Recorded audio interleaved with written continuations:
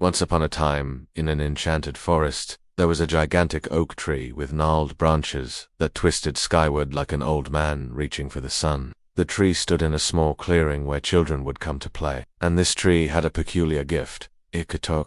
It told jokes and riddles, and sang songs, and it knew stories about every single child who ever sat at its roots. It strained to recall the little girl who braided ribbons into its leaves, but her face swam just out of reach of its remembrance. It tried to remember the two young boys who carved their initials into its bark during a secret nighttime adventure, but their names and laughter echoed faintly in its ancient heartwood. But now it is starting to forget.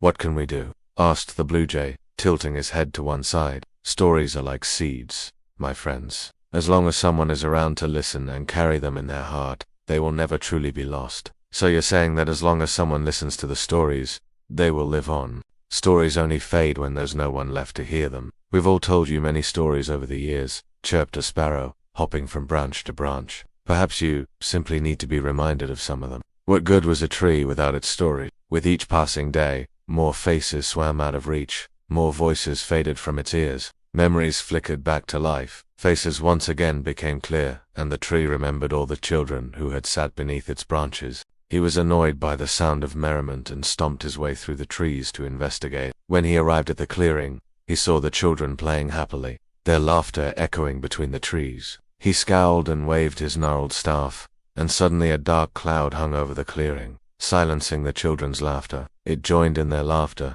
its leaves rustling like applause.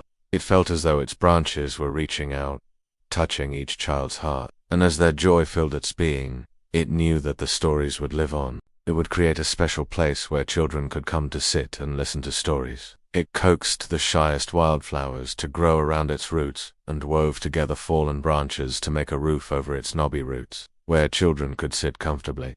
Can't you see? I'm trying to take a nap. It's always nice to have company and share stories. I think my neighbor would like to hear some music. We're making music, Mr. Wizard, it said calmly. Would you like to join us? It felt a warmth spread through its branches. The wizard might be grumpy, but perhaps with a little listening, even he could rediscover the joy in his heart. It sang to the birds, asking them to gather colorful pebbles and arrange them in patterns on the ground, creating a giant xylophone. It sang with the birds, danced with the squirrels, and kept time with the field mice, remembering every tale and engraving each memory in its hardwood. For the tree knew that as long as it held on to the stories, they would never fade away. The more you try to hold on, the more they slip through your fingers. And that's why stories need listeners. You know, someone has to be around to hear them. Otherwise, they're like smoke, disappearing into thin air. Tentatively, he picked up a pebble and tapped it on the ground. It made a dull thud noise. The tree encouraged him with a rustle of its leaves, and the wizard hesitantly joined in with the music. He played and laughed with the children until the sun began its slow dip toward the horizon. When it was time for the children to go home, the wizard stood up, his face still flushed with the memory of a smile. It takes root in their heart and becomes a living, breathing thing. And that's why the tree in the story didn't forget the children. Their stories were too big, too vibrant to ever slip away completely. They were woven into the very fabric of the tree's being. It whispered to the squirrels to collect acorns and hickory nuts and hide them in hollow reeds, fashioning them into shakers. Hold on to it, let it wrap around your heart and become a part of you.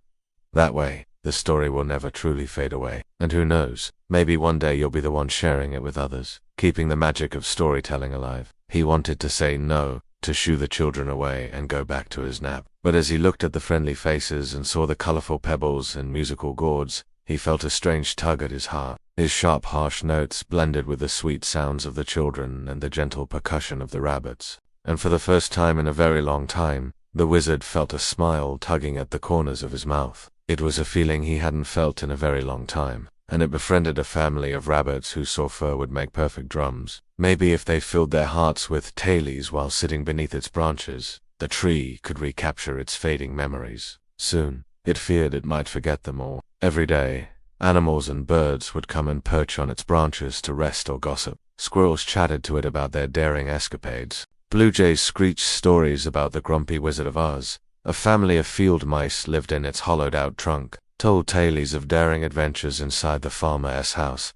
Even the shy field crickets chirped their stories into the tree's rough bark. At first, the children were confused by the tree's unusual instruments, but the tree encouraged them to try. When the first child tapped on a pebble, it rang out a clear note. When another shook a gourd full of acorns, it rattled merrily. When a little girl stroked the soft fur of a rabbit, it thumped softly like a bass drum. It welcomed them all and soaked up their words like thirsty soil drinking in a spring rain. But recently, the tree began to notice something unsettling. Its memories were slipping through its branches like sand. The tree felt a growing unease. If it couldn't hold on to the stories of the children, then what was it for? And so one day, the tree called a meeting. It sent out roots to shake the nearby bushes and rustled its leaves to summon the birds. When all its animal friends had gathered around its trunk, the tree explained its troubles. "I have listened to your stories and cherished them," it said, its voice rustling like dry leaves. "But now I am forgetting them. And if I don't find a way to keep hold of them, soon I won't remember any of you." The field mice, who were always quick-witted, squeaked with concern. "That's right," squeaked the field mouse elder, stroking his long white whisk. The tree considered this, its branches swaying slowly in the breeze. "Exactly," said the field mouse elder. The tree thought about this for a long moment.